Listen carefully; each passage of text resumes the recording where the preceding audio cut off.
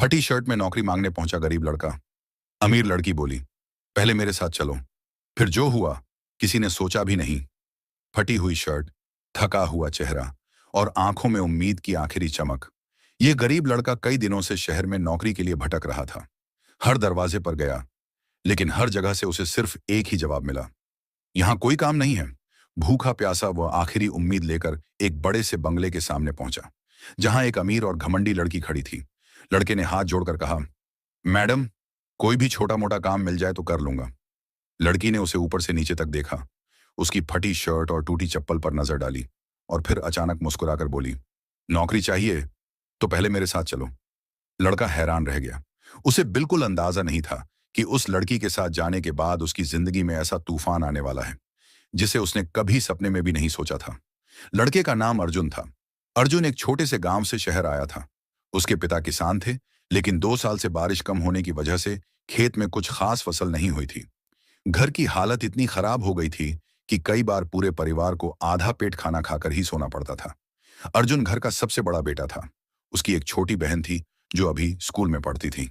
एक दिन अर्जुन ने अपनी माँ से कहा था, माँ, मैं शहर जाऊंगा, कोई नौकरी ढूंढूंगा। अगर कुछ कमा लूंगा तो घर की हालत सुधर जाएगी। माँ की आंखों में आंसू आ गए थे, लेकिन उसने अपने बेटे को रोका नहीं। बेटा, बस ईमानदारी से काम करना, भगवान सब ठीक करेगा। बस उसी उम्मीद के साथ अर्जुन शहर आ गया था। लेकिन शहर में सब कुछ इतना आसान नहीं था। 3 दिन से वह लगातार नौकरी ढूंढ रहा था। कभी होटल में जाता, कभी दुकान पर, कभी किसी ऑफिस में, लेकिन हर जगह से उसे एक ही जवाब मिलता, तुम्हारे पास कोई अनुभव नहीं है, हमें काम करने वाला नहीं चाहिए। धीरे धीरे उसके पास पैसे भी खत्म हो गए। पिछली रात उसने बस स्टैंड की बेंच पर बैठकर गुजारी थी। आज सुबह से उसने कुछ भी नहीं खाया था। भूख से उसका सिर चकरा रहा था। चलते चलते अचानक उसकी नजर उस बड़े से बंगले पर पड़ी। बंगले के बाहर बड़ी बड़ी गाड़ियां खड़ी थीं। अर्जुन ने सोचा, शायद यहां कोई काम मिल जाए, माली का, चौकीदार का या सफाई का ही सही। इसी उम्मीद में वह अंदर चला गया। तभी सामने से वही अमीर लड़की आती दिखाई दी। उसका नाम सिया था। सिया बहुत अमीर घर की लड़की थी। उसके पिता शहर के बड़े बिजनेसमैन थे। उसके कपड़े, उसका स्टाइल, सब कुछ देखकर साफ पता चलता था कि वह बहुत अमीर है। अर्जुन को देखकर पहले तो सिया थोड़ी चौंकी, फिर उसने थोड़ा गुस्से से पूछा, तुम यहां क्या कर रहे हो? अर्जुन घबराकर बोला, मैडम, मैं नौकरी ढूंढ रहा हूं, अगर यहां कोई काम मिल जाए तो। सिया ने उसकी हालत देखी, फटी शर्ट, गंदे कपड़े और थका हुआ चेहरा। कुछ पल के लिए वह चुप रही। फिर उसने धीरे से कहा, तुम्हें सच में काम चाहिए? अर्जुन ने तुरंत सिर हिलाया, हाँ मैडम, कोई भी काम कर लूंगा। सिया कुछ सोचने लगी। अचानक उसके चेहरे पर हल्की सी मुस्कान आई। वह बोली, ठीक है, अगर हिम्मत है तो मेरे साथ चलो। अर्जुन हैरान हो गया। उसे समझ नहीं आया कि यह लड़की उसे कहां ले जाना चाहती है, लेकिन उसके पास कोई और रास्ता भी तो नहीं था। वह धीरे से बोला, मैडम, कहां चलना है? सिया ने बिना जवाब दिए अपनी कार की तरफ इशारा किया। बैठो। अर्जुन ने जिंदगी में पहली बार इतनी महंगी कार देखी थी। वह थोड़ा झिझका, लेकिन फिर धीरे से कार के पीछे वाली सीट पर बैठ गया। कार चल पड़ी। अर्जुन पूरे रास्ते चुपचाप बैठा रहा। उसके मन में तरह तरह के सवाल चल रहे थे। ये लड़की मुझे कहां ले जा रही है? क्या सच में मुझे नौकरी मिलेगी? करीब आधे घंटे बाद कार एक बहुत बड़े ऑफिस के सामने जाकर रुकी। सिया कार से उतरी और बोली, चलो मेरे साथ। अर्जुन भी धीरे धीरे उसके पीछे चलने लगा। ऑफिस के अंदर सब लोग सिया को देखकर सम्मान से खड़े हो गए। किसी ने कहा, गुड मॉर्निंग मैम। अर्जुन यह सब देखकर और भी ज्यादा हैरान हो गया। उसे समझ आ गया कि सिया इस कंपनी में कोई बहुत बड़ी पोस्ट पर है। सिया उसे सीधे अपने केबिन में ले गई। फिर उसने कुर्सी पर बैठते हुए कहा, अब बताओ, तुम कौन हो और यहां क्यों आए हो? अर्जुन ने धीरे धीरे अपनी पूरी कहानी बता दी। गांव, खेती, घर की गरीबी और नौकरी की तलाश। सिया ध्यान से सब सुनती रही। कुछ देर बाद वह बोली, अगर मैं तुम्हें काम दूं तो क्या तुम ईमानदारी से करोगे? अर्जुन ने तुरंत कहा, मैडम, मैं जान लगा दूंगा। सिया फिर मुस्कुराई, लेकिन उस मुस्कान के पीछे जैसे कोई राज छिपा हुआ था। और अगले ही पल सिया ने जो बात कही, उसे सुनकर अर्जुन के पैरों तले जमीन खिसक गई। अर्जुन के पैरों तले जैसे जमीन खिसक गई थी। सिया कुर्सी पर बैठी थी और उसकी आंखें सीधे अर्जुन के चेहरे पर टिकी थी। कुछ पल कमरे में बिल्कुल सन्नाटा छा गया। अर्जुन समझ ही नहीं पा रहा था कि अब क्या बोले। फिर उसने धीरे से कहा, मैडम, आपने अभी क्या कहा? सिया ने कुर्सी पर थोड़ा आगे झुकते हुए कहा, मैंने कहा, अगर तुम्हें नौकरी चाहिए तो पहले एक काम करना होगा। अर्जुन ने घबराकर पूछा, कौन सा काम? सिया ने गहरी सांस ली और बोली, मेरी माँ बहुत बीमार है। पिछले कई महीनों से अस्पताल में है। डॉक्टर कह रहे हैं कि उन्हें हर वक्त किसी भरोसेमंद इंसान की जरूरत है जो उनका ध्यान रख सके। अर्जुन थोड़ा हैरान हुआ। सिया आगे बोली, घर में बहुत नौकर हैं, लेकिन मुझे किसी पर भरोसा नहीं है। सब सिर्फ पैसे के लिए काम करते हैं। मुझे ऐसा इंसान चाहिए जो दिल से मेरी माँ की सेवा करे। अर्जुन चुपचाप सुनता रहा।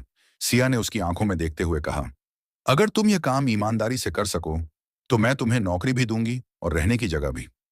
अर्जुन को यकीन ही नहीं हो रहा था। वह सोचने लगा, इतनी बड़ी कंपनी की मालिक की बेटी और मुझे इतना बड़ा भरोसा दे रही है। उसने धीरे से कहा, मैडम, मैं कोशिश करूंगा, लेकिन मैं डॉक्टर नहीं हूं। सिया हल्का सा मुस्कुराई। डॉक्टर बनने की जरूरत नहीं है, बस इंसान बनकर रहना है। अर्जुन ने तुरंत सिर हिला दिया। मैं करूंगा मैडम। सिया ने टेबल से फोन उठाया और किसी को कॉल किया। हेलो, मैं सिया बोल रही हूं। एक नया लड़का आ रहा है, उसे मां के कमरे में रहने देना। फोन रखने के बाद सिया ने अर्जुन से कहा, चलो मैं तुम्हें अस्पताल लेकर चलती हूं। कुछ देर बाद दोनों फिर से कार में बैठे थे। अर्जुन के दिल की धड़कन तेज थी। उसे समझ नहीं आ रहा था कि उसकी किस्मत अचानक इतनी जल्दी कैसे बदल रही है। करीब 20 मिनट बाद कार एक बड़े अस्पताल के सामने जाकर रुकी। अस्पताल बहुत बड़ा और साफ सुथरा था। अंदर हर तरफ डॉक्टर और नर्सें दौड़ भाग कर रहे थे। सिया सीधे अर्जुन को तीसरी मंजिल पर ले गई। वहां एक बड़ा कमरा था, जिसके बाहर 2 सिक्योरिटी गार्ड खड़े थे। सिया को देखते ही दोनों गार्ड तुरंत साइड हो गए। कमरे का दरवाजा खुला और अर्जुन अंदर चला गया। अंदर एक बड़ी सी बेड पर एक बुजुर्ग महिला लेटी हुई थी। उनके चेहरे पर थकान साफ दिख रही थी। उनके पास एक नर्स खड़ी थी। सिया धीरे से उनकी तरफ गई और उनका हाथ पकड़ लिया। मां, देखिए, मैं आपके लिए एक नया लड़का लाई हूं। महिला ने धीरे धीरे आंखें खोली। उनकी नजर अर्जुन पर पड़ी। कुछ पल तक वह उसे ध्यान से देखती रही। फिर बहुत धीमी आवाज में बोली, तुम्हारा नाम क्या है बेटा? अर्जुन तुरंत आगे आया। मेरा नाम अर्जुन है। महिला के चेहरे पर हल्की सी मुस्कान आ गई। अच्छा नाम है, सिया ने कहा। मां, अब से अर्जुन ही आपका ध्यान रखेगा। महिला ने सिर हिलाया। फिर उन्होंने अर्जुन से कहा, बेटा, मुझे बस एक इंसान चाहिए जो मुझसे 2 बातें कर ले। अर्जुन की आंखें भर आईं। उसे अपनी मां की याद आ गई। उसने धीरे से कहा, आप चिंता मत कीजिए, मैं हमेशा आपके साथ रहूंगा। उस दिन से अर्जुन की नई जिंदगी शुरू हो गई। वह पूरे दिन सिया की मां के पास रहता, समय पर दवा देता, पानी देता और उनसे बातें करता। धीरे धीरे वह उन्हें कहानियां सुनाने लगा। गांव की बातें, खेतों की बातें, अपनी बचपन की शरारतें। सिया की मां उन बातों को सुनकर मुस्कुरा देती थी। कुछ ही दिनों में उनकी हालत थोड़ी बेहतर होने लगी। डॉक्टर भी हैरान थे। एक दिन डॉक्टर ने सिया से कहा, मुझे लगता है आपकी मां की तबीयत इसलिए सुधर रही है क्योंकि उन्हें अब अकेलापन नहीं लग रहा। सिया ने अर्जुन की तरफ देखा। उसके मन में पहली बार अर्जुन के लिए सम्मान पैदा हुआ। लेकिन उसी अस्पताल में कुछ लोग ऐसे भी थे जिन्हें अर्जुन का वहां रहना बिल्कुल पसंद नहीं था। उनमें से एक था रोहित। रोहित सिया के पिता का पुराना मैनेजर था। वह कई सालों से इस परिवार के साथ काम कर रहा था, लेकिन अंदर ही अंदर वह बहुत चालाक और लालची इंसान था। जब उसने देखा कि एक गरीब लड़का अचानक इस परिवार के इतना करीब आ गया है, तो उसे बिल्कुल अच्छा नहीं लगा।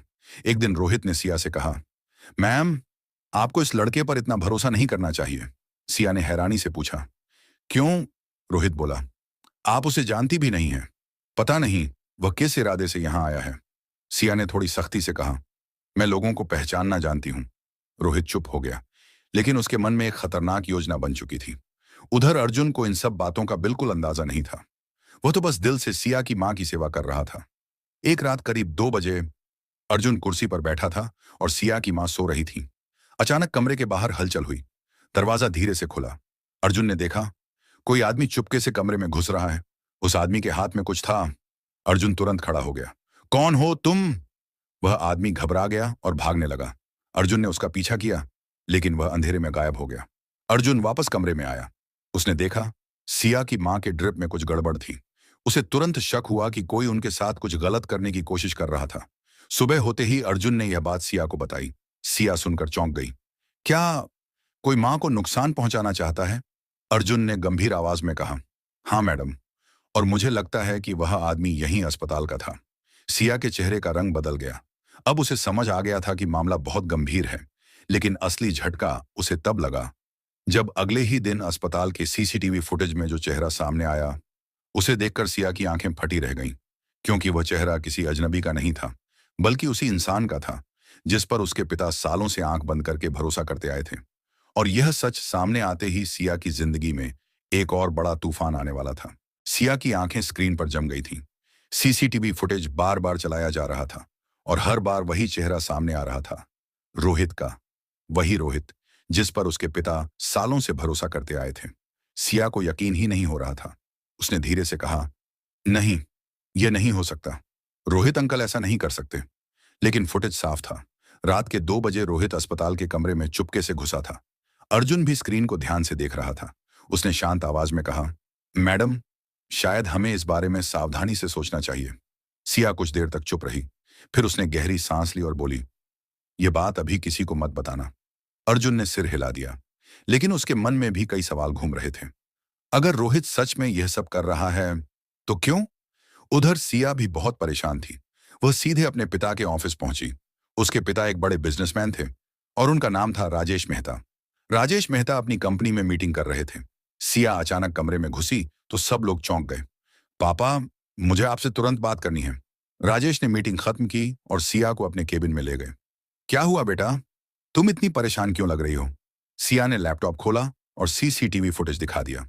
राजेश मेहता का चेहरा भी एक पल में बदल गया। यह रोहित है, सिया ने धीरे से कहा। हाँ पापा। कुछ पल कमरे में सन्नाटा छा गया। राजेश मेहता कुर्सी पर बैठ गए। वह गहरी सोच में डूब गए थे। मैंने रोहित पर हमेशा भरोसा किया, उसे अपने परिवार जैसा माना, और वह, सिया ने कहा, पापा, मुझे लगता है वह मां को नुकसान पहुंचाना चाहता था। राजेश की मुट्ठियां भींच गईं, लेकिन उन्होंने तुरंत खुद को संभाला। नहीं, बिना पूरी सच्चाई जाने हम कोई कदम नहीं उठाएंगे। उधर अस्पताल में अर्जुन हमेशा की तरह सिया की मां के पास बैठा था। अब वह पहले से ज्यादा सतर्क रहने लगा था। रात को वह बिल्कुल नहीं सोता था। हर छोटी छोटी चीज पर उसकी नजर रहती थी। एक शाम सिया अस्पताल आई। वह बहुत थकी हुई लग रही थी। अर्जुन ने पूछा, सब ठीक है मैडम? सिया कुर्सी पर बैठ गई। पता नहीं अर्जुन, मैं समझ नहीं पा रही हूं कि रोहित ऐसा क्यों करेगा। अर्जुन ने धीरे से कहा, कभी कभी लोग पैसे के लिए कुछ भी कर सकते हैं। सिया ने उसकी तरफ देखा। उसकी आंखों में पहली बार भरोसा साफ दिख रहा था। अगर तुम उस रात वहां नहीं होते तो शायद मां के साथ कुछ बहुत बुरा हो जाता। अर्जुन थोड़ा झेंप गया। मैंने तो बस अपना काम किया। सिया हल्का सा मुस्कुरा दी। लेकिन उसी वक्त अस्पताल के बाहर कुछ और चल रहा था। रोहित अपने ऑफिस में बैठा था। उसके सामने 2 आदमी खड़े थे। रोहित गुस्से में बोला, तुम लोग इतना आसान काम भी नहीं कर सके? उनमें से एक आदमी बोला, सर, वह लड़का अचानक वहां आ गया था। रोहित की आंखों में गुस्सा चमक उठा। वही गरीब लड़का। अर्जुन, उसने मेज पर हाथ मारा, जब तक वह लड़का वहां है हमारा काम नहीं होगा। दूसरा आदमी बोला, तो अब क्या करें सर? रोहित कुछ पल सोचता रहा। फिर उसके चेहरे पर एक खतरनाक मुस्कान आ गई। अब पहले उस लड़के को रास्ते से हटाना पड़ेगा। उधर अर्जुन को इन सब बातों का बिल्कुल अंदाजा नहीं था। उस रात भी वह अस्पताल के कमरे में बैठा था। सिया की मां सो रही थी। अचानक अर्जुन के फोन पर एक अनजान नंबर से कॉल आया। हेलो, अर्जुन बोल रहे हो? हाँ। आप कौन? दूसरी तरफ से आवाज आई। तुम्हारी मां की तबीयत बहुत खराब है। अगर उन्हें देखना चाहते हो तो तुरंत गांव आ जाओ। अर्जुन के हाथ कांप गए। क्या? मां? उसका दिल जोर जोर से धड़कने लगा। उसने तुरंत सिया को फोन किया। मैडम, मुझे अभी गांव जाना पड़ेगा। मां की तबीयत बहुत खराब है। सिया भी घबरा गई। तुम तुरंत जाओ अर्जुन, मैं यहां संभाल लूंगी। अर्जुन जल्दी जल्दी अस्पताल से निकल गया।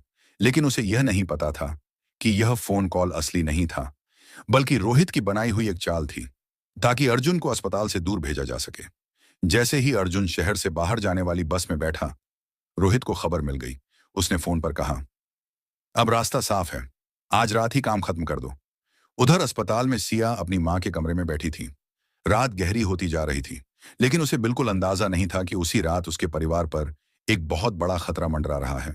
और अर्जुन, जो इस खतरे को रोक सकता था, वह इस समय शहर से बहुत दूर जा चुका था। रात गहरी होती जा रही थी। अस्पताल के उस कमरे में हल्की हल्की रोशनी थी। सिया अपनी मां के पास कुर्सी पर बैठी थी। उसके मन में अजीब सा डर था, लेकिन उसे समझ नहीं आ रहा था कि क्यों। उधर अर्जुन बस में बैठा था और लगातार अपने गांव का रास्ता तय कर रहा था। उसके दिल में सिर्फ एक ही बात घूम रही थी, मां को कुछ हो गया तो। करीब 3 घंटे बाद बस गांव पहुंची। अर्जुन जल्दी जल्दी अपने घर की तरफ भागा, लेकिन जैसे ही वह घर के अंदर गया, वह अचानक रुक गया। उसकी मां बिल्कुल ठीक थी। वह आंगन में बैठकर चूल्हे पर रोटी बना रही थी। अर्जुन हैरान रह गया। माँ, आप ठीक हैं?